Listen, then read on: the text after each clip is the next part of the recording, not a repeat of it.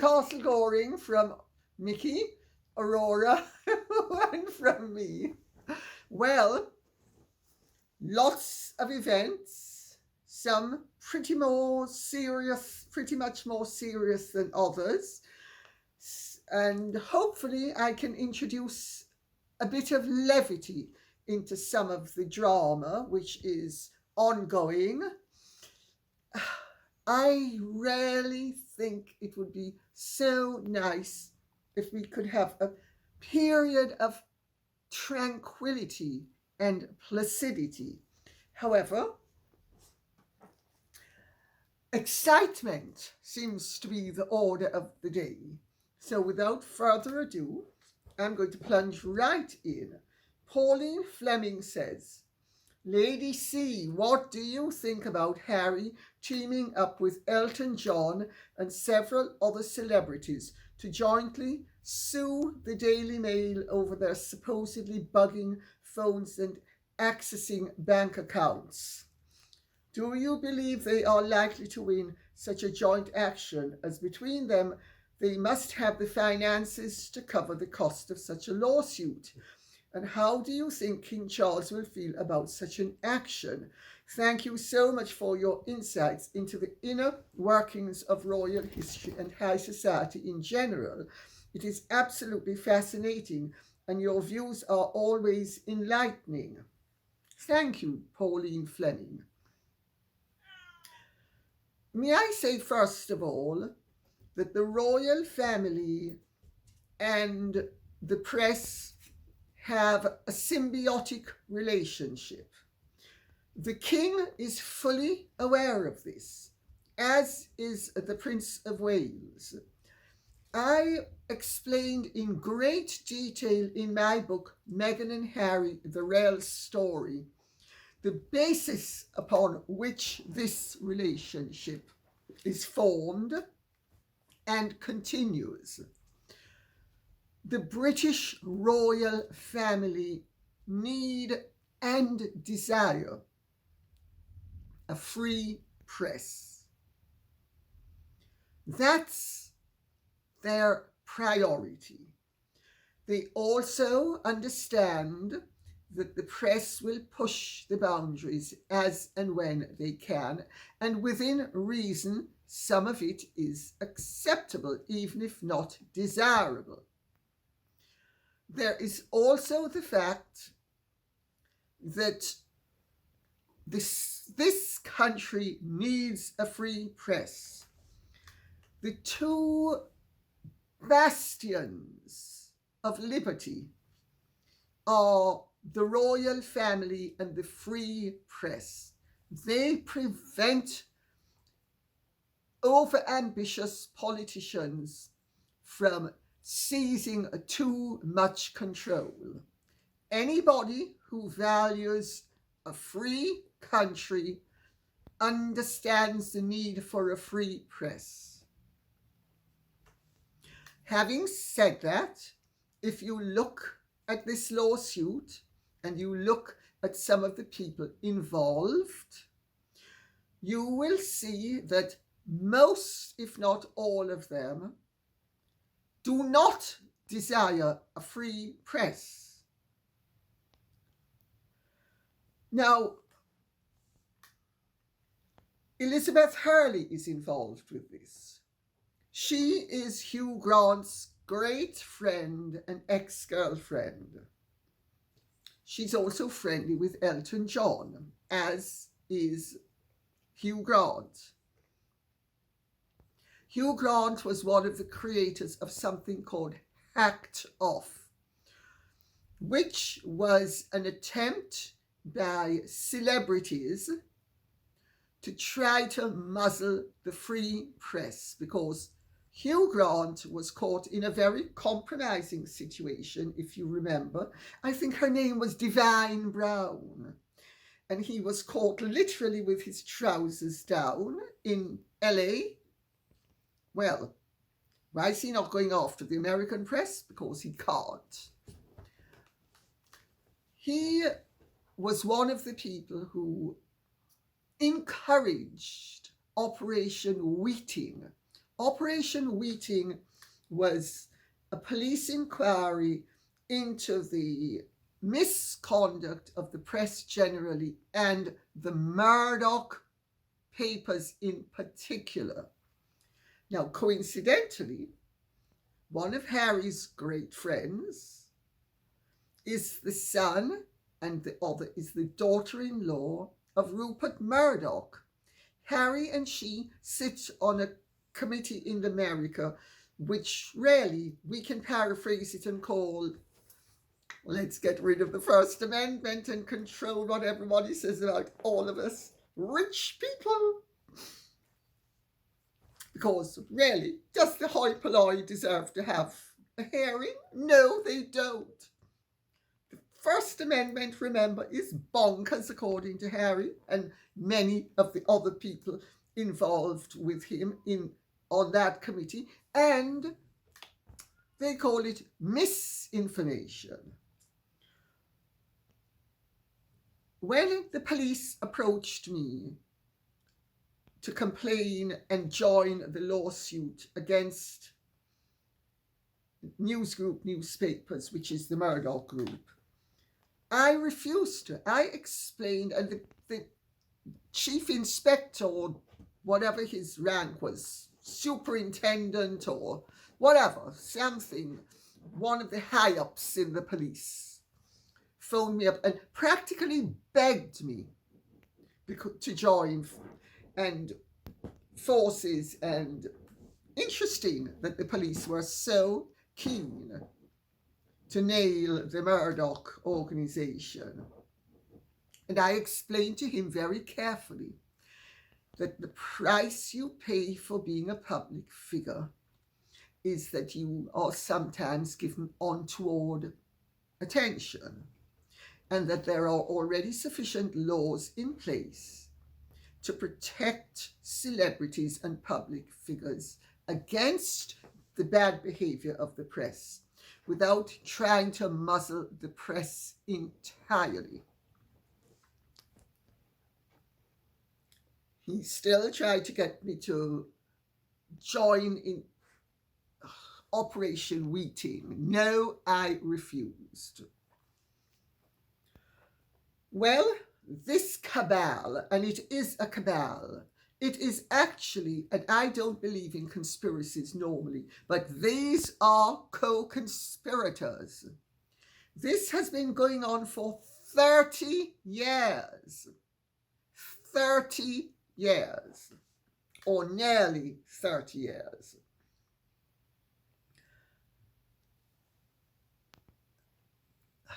The Murdoch organization was definitely out of line. I, as many people who know me or know of me will know, have sued practically every single one of the large newspaper companies in this country for defamation. And actually I've sued them for other things as well, like breach of contract, but we won't go into that. The point I'm making is there are ample protections already in place, and I would respectfully submit that I have personally suffered far more than any of the people involved in this matter, and that includes Harry, Sadie Frost, Elton John, David Furnish, and Doreen Lawrence.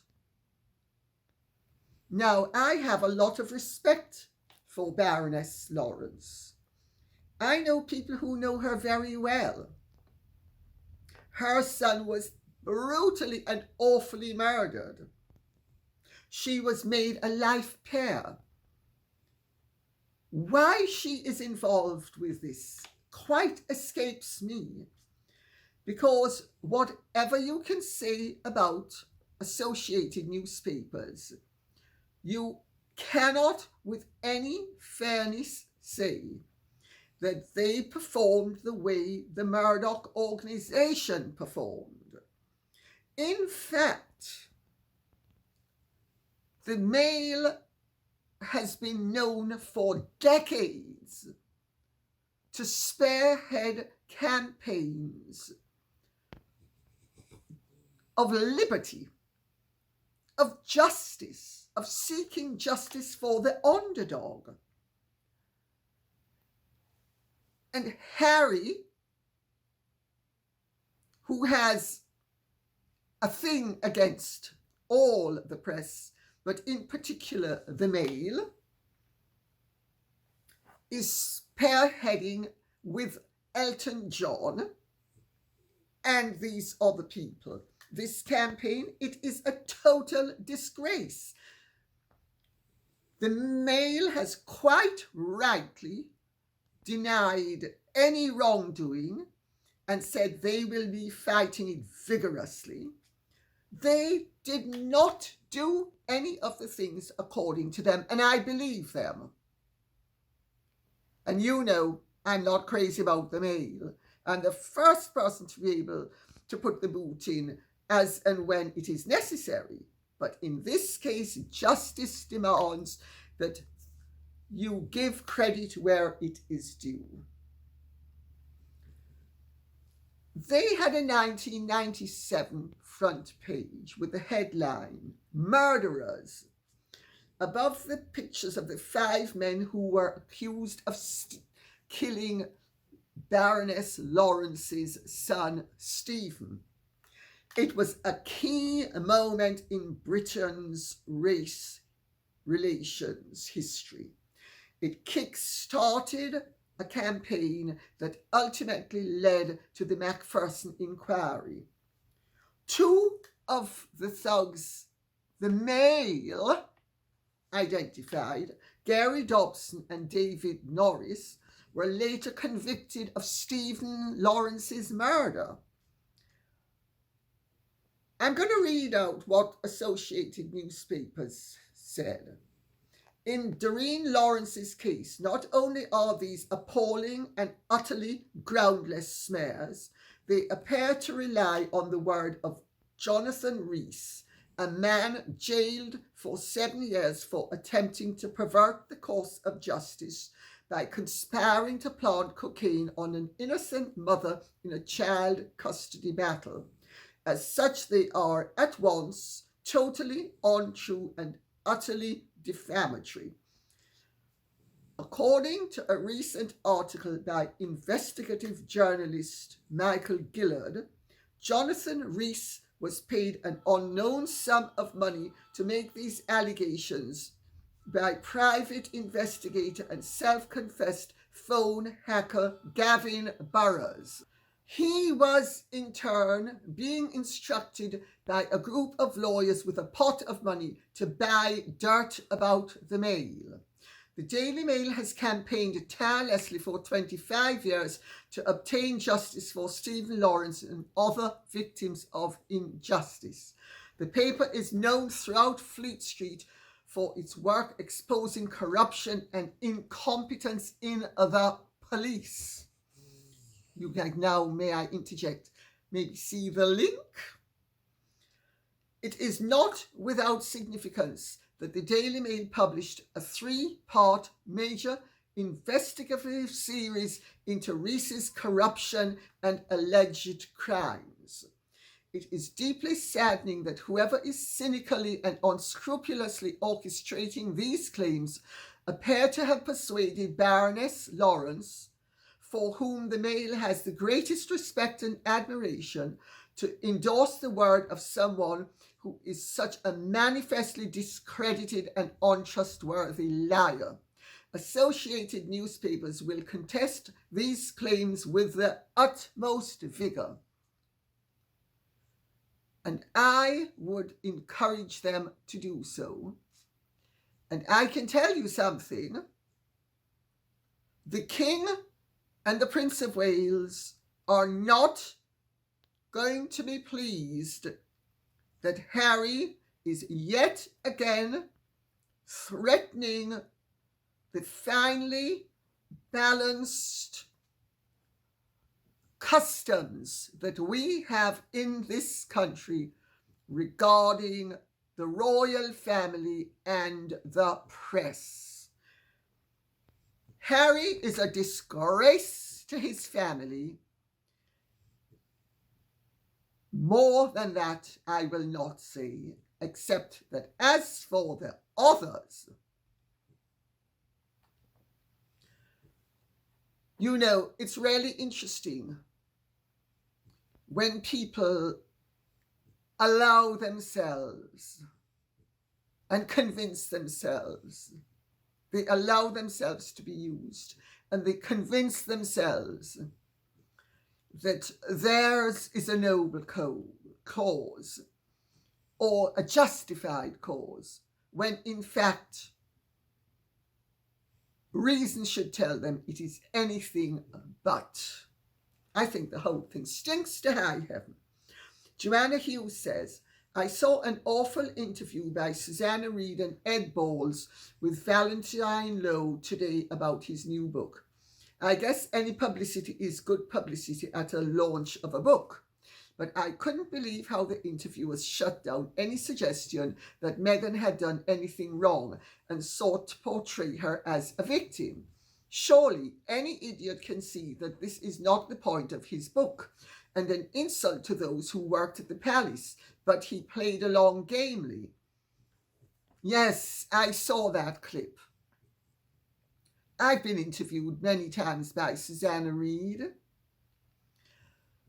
Susanna Reid, remember, was Piers Morgan's sidekick. You know, he was the fulminator and she was the palliator. She's now been gathering up some of his ballsiness, but it's not necessarily in the interests of truth, fair play, or liberty, because they know as well as I do that Valentine Low's book is immaculately researched, properly stood up, and that he is the person who revealed to the world the extent to which both Meghan and Harry were bullying their staff. But of course, Susanna Reid has to worry about her job. Because remember, when Piers Morgan dared to speak the truth about Meghan, Dame Caroline McCall, the CEO of ITV, dismissed him. Well, we know where her sympathies lie, and they certainly don't lie with a proper inspection of the facts. So I suppose because Meghan is well known for being a brown facer and a brown noser as well, that she is supposed to be able to get away with bullying people, and any responsible journalist who dares to address the facts is shouted down and belittled by Susanna Reid and the other journalists, in quotes, at ITV. Well, I'm sure her contract is safe. Doesn't this tell you something about freedom of speech in this country? Lila Love says, good evening, Lady C. I do wonder if King Charles would step in and help via friends, in quotes and block capitals, to get the publishing house and Netflix to pedal back in order to shade no more darkness towards the beloved royal family. What do you think? That's a very interesting question. Of course, it is in the interests of any parent and any head of any organization to try to diffuse a ticking time bomb, they would be well within their rights to do so. Do I think the king is going to do that? Well, I know that Buckingham Palace have a track record of trying to arrive at acceptable accommodations that are within the liberties of all concerned. They are actually very scrupulous, believe it or not, by and large, about preserving the rights not only of themselves but of others. Would King Charles wish to, or his emissaries wished to do that? Well, let me put it this way. They're not going to be buying off Penguin and therefore buying off Harry. They would regard that as a blackmail. They will not succumb to it. They will not do that. If they could get the book pulled through a gentle word here and a gentle word there, would they do it? They'd be stupid not to.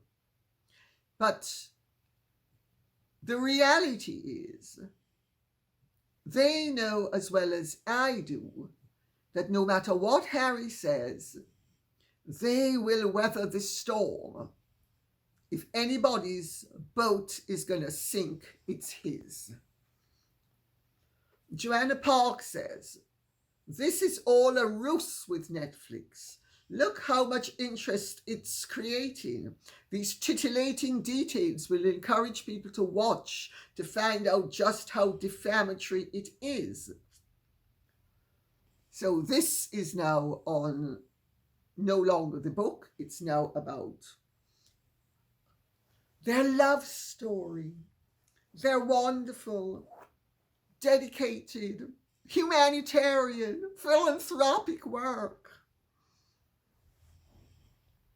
And if I may, I will read from Kay Marham as well, and then deal with the whole thing in one shebang. Dear Lady C, do you agree that the backpedaling over Netflix content into the public domain is a marketing masterstroke for Netflix? The Harkle docu-FCKU-mentary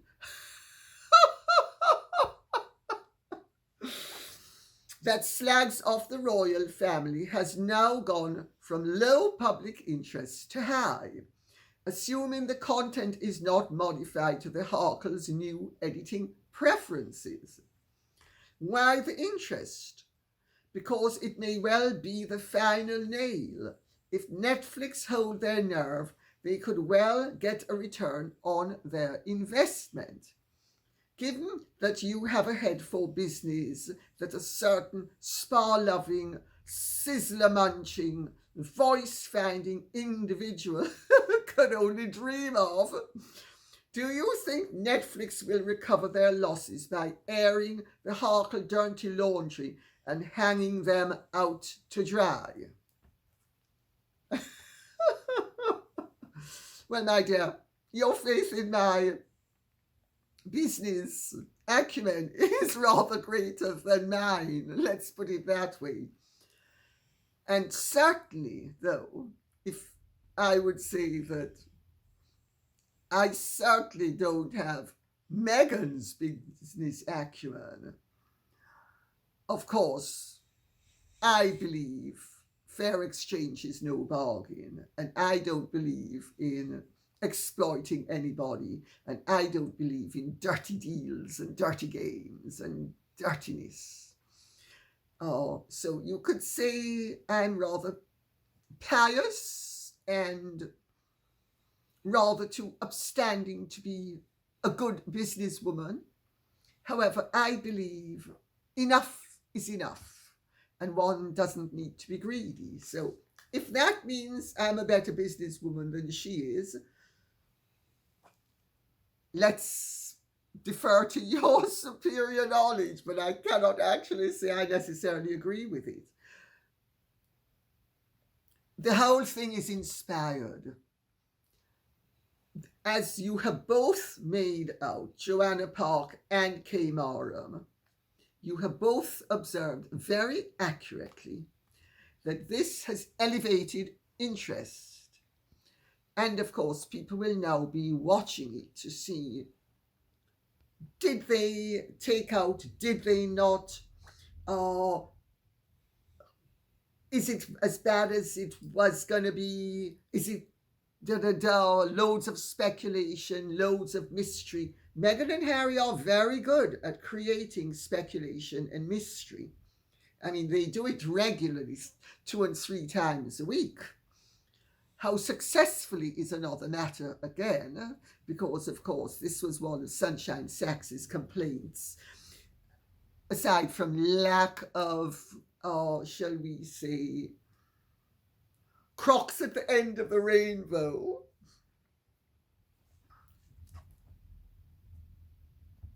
Let us wait and see. I think it's inspired marketing. And I'm not so sure that Netflix is behind it. I think Harry and Meghan are behind it. And I have pointed out before, he's actually very, very media savvy in terms of getting what he wants to get across and establishing charities. Remember, he's established charities, St. Barley, Invictus, etc., very successfully. He is far more astute in terms of street smarts down there on the sort of level of, let's play cards. Yeah, pull another one out of the hat. He's very adept, and so is she.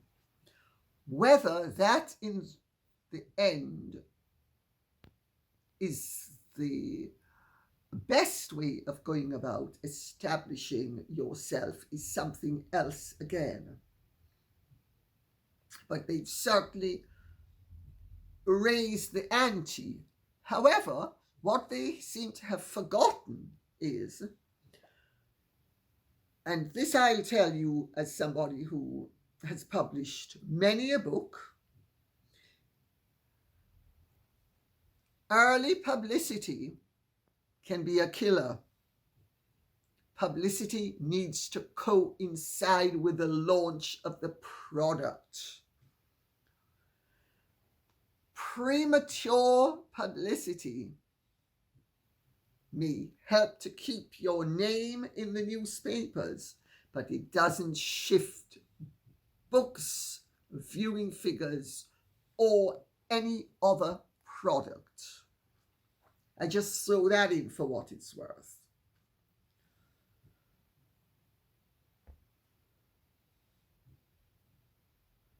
Anne Voth says, "Good day, Lady C. Just to be clear, Meghan's story about the Korean spa was a total fabrication. She lifted the story wholesale from a Netflix animated show called Big Mouth. Also, she said she was 9 years old, and clans had to be 14 plus years old to enter the only 2 spas in her area." Anna Voth, thanks for that. You are one of many people who have pointed it out to me. And I'll tell you, between making the video and it being uploaded and aired, people were in contact with me, people close to Meghan, to point out that the whole thing is yet another instance of Meghan attaching herself to established narratives that have nothing to do with her, taking bits of them, incorporating them into her version of her truth, and then spewing them forth as if they were reality, when the nearest they come to reality is her reality. But I left it in because it is so damning, utterly damning, if what she had said was true about Doria's parenting skills. Now, of course, it's been pointed out to me that, in fact, Doria wasn't around at the time of this putative incident. In fact, for many years, Doria wasn't around at all. Yes. Well, I left it in because if Meghan had been speaking the truth, she was damning her mother with every word she uttered. And if she wasn't speaking the truth, she was damning herself. Meghan's very good at setting situations up where the royal family, the British people, or companies, etc., are in a lose-lose situation. Well, she'd set herself up into a lose-lose situation, and now I surely wasn't going to be unjust enough to deprive her of her just deserts, was I? And I didn't. Susan Terry says, we will soon see. Miss Jolie will put Amanda Heard and Meghan Markle to shame. I will be surprised if Angelina Jolie will drop this and Brad Pitt will quietly win this. And Right is Right says, question Lady C. Does Angelina Jolie's behavior and the consequences for Brad Pitt ring bells for you? Yes, alarm bells. So now we have Amber Heard, Rebecca Vardy, Meghan Markle, and possibly the queen of them all, Maleficent Angelina Jolie. I'm going to make 1 or 2 points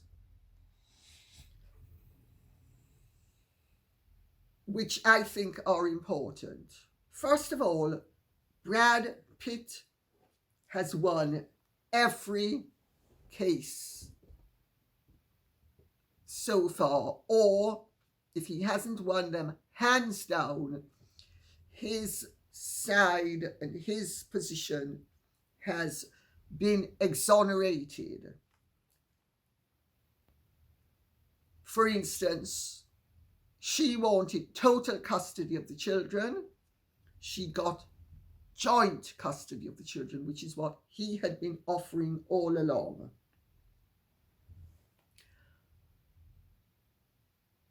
In my opinion, and I could be wrong, but I don't think I am, Angelina Jolie is a deeply disturbed and disturbing woman whose malice is instructive and who shows that her casting in Maleficent was superb casting.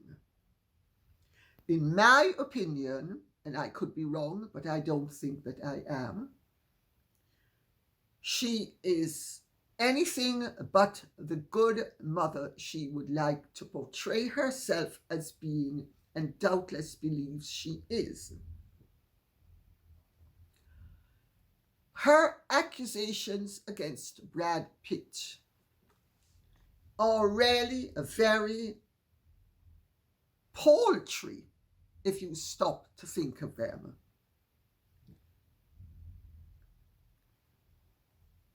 If, as she has asserted, he had a drinking problem, and she ought to know she's an addict as well,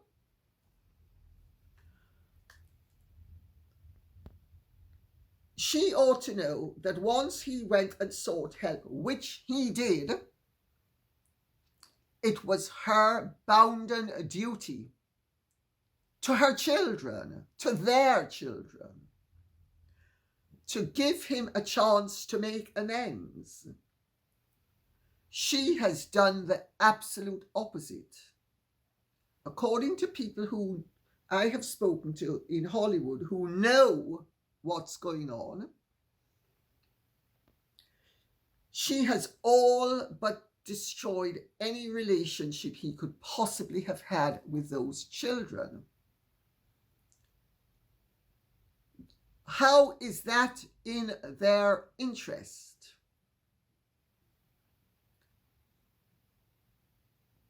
I have chapter and verse on Angelina Jolie that I have to tell you chills my blood to its very core. She and MEGHAN ought to join forces and become best friends. But of course, MEGHAN, I'm sure, has used Angelina Jolie as a role model. I actually think the most disgraceful part of all of this, aside from the damage done to the children, because even if they had an alcoholic father, once he was willing to make amends, it was in their lifelong interest to have a relationship with him. And this she is depriving them of. You know, poisoning them against their father is nothing desirable. I am told that Angelina Jolie is a very dexterous operator, and she has used her beauty, her brains, and her posturing to great effect to achieve all the attention and kudos that she required. And one thing certain people in this country regret is that they actually advanced her cause enough for her to be made an honorary dame. That, of course, was before she'd shown how maleficent she can be to her ex-husband and the father of her children. Not a pretty sight, but he fights fair and plays clean, and then has the dignity to not expose her while she plots, plans, schemes, and goes about issuing writs so that she can expose her accusations against him. Well, how is it all these years later she's coming up with new accusations? Surely, had they been appropriate, they would have been timely as well. But of course, they wouldn't have served the larger purpose, which is to screw him into the ground. And I understand she knows a thing about screwing men into the ground. Ask her father. Donna Warner says, I admit that at first I thought Harry's in-laws were horrible, jealous, fame-hungry, money-grubbing, poor relatives, trying to cash in because they were related. I had a bad opinion of all of them because of the lies of Harry's wife. Now I realize that all of these vile traits describe Harry's wife to a T. I would gladly donate if Samantha had a GoFundMe account to pay her legal expenses. Donna Warner, thanks for that. You're not the only person who feels like that. It turns out that we were harsh to judge and quick to judge the Markles without realizing that 90% of what was going on and being leaked about them emanated not from them, but from people who were trying to discredit them. Yes, they were naive, and of course they would have been naive. They'd never been in the public eye. Meghan is the only one who had been in the public eye, and my God, hadn't she gone out of her way to get into the public eye, and she's still intent on staying there. So you could say they were her unwilling victims being dragged into the public eye and discredited. Well, hopefully Samantha won't need a GoFundMe account. But if she does, I would hope that all of you who value truth and justice and fair play and decency will contribute. But at this point, she's not asked for help, and I think it would be impertinent of me to intervene in this matter further than literally broadcasting your very agreeable sentiments. Nookie Bear says, the fact that Methane knew about the Metropolitan Police's list, that's the list of the supposed list, which actually doesn't exist, about people who are obsessive. I'll start over. The fact that Methane knew about the Metropolitan Police's list is proof in a way that some Mexiteers who were told that they were on that list by scabies, that she was the one behind people losing their channels and Twitter accounts. Maybe her future is in Las Vegas. I hear they are recruiting women who are good at it for their movies. Well, I'm not sure what the recruiting requirements are. Good at what? You don't make it clear. If it is manipulating public opinion, yeah. And without a doubt, you always need to look at who benefits from something to see where the interest really lies. Magpie says, Lady C, isn't this about a little person, Samantha, up against a big rich person, Meghan? And isn't it repugnant of Meghan and Harry? Isn't it just? Meghan has clearly defamed her sister, Samantha, using her power and control to crush her, or to attempt to, and certainly to ruin her reputation unfairly. I pray that the court sees this and that Samantha wins her case. You're not the only one, my dear, who's praying. Norma Jeanette Vaughan says, so her dad and sister are both disabled. What are Harry and Meghan thinking? I'll tell you what they're thinking. Go for the vulnerabilities. At least she's thinking. This is a part of her technique.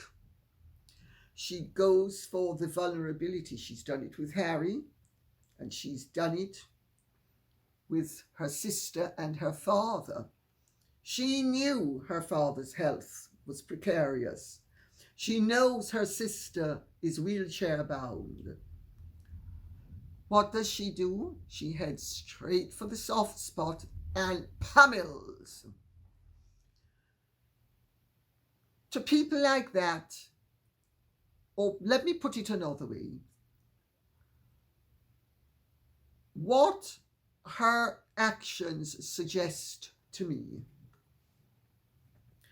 is that a vulnerability is never a cause for compassion. It is a welcome green light to destruction. My God, I've seen some vulnerability. I've seen a weakness. Let me exploit it. Let me get right in there and devour. Very unattractive. Very. But you know, when you're in the public eye, it does not behoove you to let people know that you are so callous and that your conduct suggests ruthlessness, cruelty, inhumanity, and a complete lack of regard for the decencies that any sentient person should possess. Carol Biggs says, "Dear Lady C, love your channel and I appreciate you getting the real truth out there." Thank you. The worm is finally turning on Harry and Meghan. I am in America and just watched E.T. turn on the Harkles, actually saying they are in trouble and it's all a little too late trying to pull back what they are saying about the royals. E.T. was firmly in their camp and pushing their narrative. The Queen's death and the outpouring of love around the world showed a light, shone, I think should be the word, but anyway, showed a light on these two for what they really are. A pile of symbol of manure, and now everyone is running away from the stench. Yes, Carol Biggs, sorry to substitute showed with Sean, but it makes it a little bit clearer. But I will say, yes, they have showed the world. And I'm delighted to hear that the media channels who were so in favor of their false narrative are finally waking up. Because you know, you cannot have dreadful people posing as wonderful people and wanting to be role models while exploiting everybody. It just is wrong. This is a moral issue. It's as simple as that. Twinkie Lagdameo says, as a nation, Meghan offended and insulted me by her ignorance and arrogance in pretending to know she understands us and our culture from her shallow experience of food and a spa. If she Twinkie Lagdameo, come on. She's an expert. Come on. Let's cut her some slack. She's eaten noodles. And she went to a spa when she was 9 years old. That makes her an expert. Anyway, since you think she's not, and I'm sure you know more than she does, I will stop being mischievous and I will continue because you're making a serious point and I want to respect that.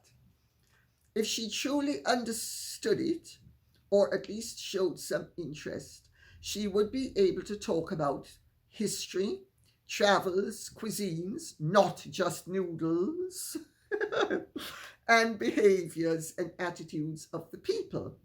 Does she even know how many hundreds of noodle dishes there are in Asia across so many countries? Clearly not. Her only reference was Hollywood, and not even serious Asian films from brilliant award-winning directors like Wong Kar-wai, Brilst Mendoza, and Bing Joon-ho. Sorry if I have made a hash of those names. She should have asked Asian actors who have conquered Hollywood like Lee Jung-jae, Michelle Yeoh, or Gong Li, or talked about Asians who paved the way like Bruce Lee or Jackie Chan, who had it harder as men. No intelligence, no depth, no substance, no truth, no research, no good. I couldn't agree more. But then, when you're an over arrogant opportunist who knows everything about everything, you're liable to make an ass of yourself, aren't you? Shashamoni Land says, "Hello, Lady C. I am a black Jamaican. I live in Toronto, Canada most of my life, and I can tell you, if I had an opportunity to marry a member of the British royal family, I would be honoured and execute my daily royal duty with pleasure and integrity. And everyone in the monarchy would love and respect me because I would show respect and honour to everyone without issues." Meghan went into the British royal monarchy with negative, bad attitude, and she believed she could bully everyone, including Her Royal Majesty the Queen. Rest in peace, Your Majesty. Meghan has no class.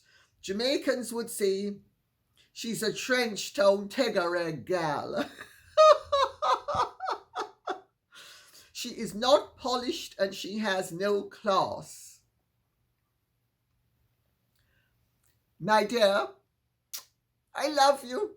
Thank you so much for that. Yes, I've often said it's a pity that Harry didn't marry a proper black girl instead of this milquetoast version of whatever. Because, she's just dreadful, in my opinion, judging off her conduct and her demeanour and her claims.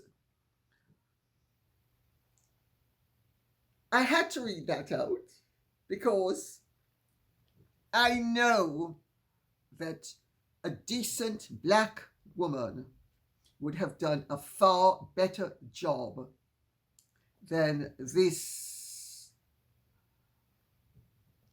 passing for white for much of her life, ashamed of her background, patently, and by her own admission, conflicted about her racial identity has been. And the tragedy is she is playing out her disorders on a worldwide stage. But I think she has done it so flagrantly and for so long now that people are on to her. And therefore, I think the damage she has done will lessen with the passage of time. And putting aside her few die-hard supporters, people are going to be able to use her as an awful instruction of what not to be.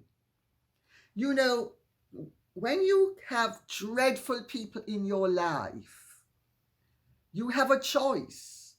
How you view them and the lessons you take from their existence is what helps to make you a better person. I mean, I used to say about my mother that she was the most awful warning of what not to be. And I think on a global scale, Meghan Markle is a warning to any fine, upstanding woman of what not to be. Patrice Simmons says, I was shocked to discover that Harry and his wife are considering moving out of the Montecito show mansion. How can they do this to little Archie? He goes outside every day, rain or shine, to bid good morning to his parents in the form of a conjoined pair of palm trees. Will they have a nanny drive him 10 miles to greet the tree every day? Maybe they will pay a fortune to have the tree dug up and transplanted to their new abode. After all, it is the tree that sold them on the property. They didn't even have to see the interior of the house once the tree worked its magic on them. And I see, Patrice Simmons, you have read the Cut article. Wasn't that a crock of... It's a 4-letter word. And it's not gold. It begins with C. Yeah. I mean, you know, quite seriously, people who know Meghan really well struggle to understand what is really going on. Can she be so flagrantly false in her ridiculous claims? Does she believe them momentarily? I mean, they are struggling. I actually don't struggle. I've been through it all. I went through it with my mother. I think it's just a part of her condition. But yes, the preposterousness of her pretentiousness and her claims, you know, that they bought the house because of the palm trees. So, of course, the journalist was supposed to think, oh, Meghan's such a feeling person. They didn't even need to see the house. They just loved the trees, and the trees represented them. And Archie's going to go. Let's see what... I'm sure she's going to wave goodbye to those trees the way she's waved goodbye to men, pets, parents, and siblings, aunts, uncles, cousins, and friends. Hasta la vista, baby. You're no longer of any use. You don't count anymore. Hasta la vista, baby. And on that note, I will say thank you very much for listening. I hope this has been of some interest to you. If it has, please like, share, subscribe, press the notification bell, and please remember the questions and comments. Please continue contributing, because this cannot be done without you. God bless and goodbye.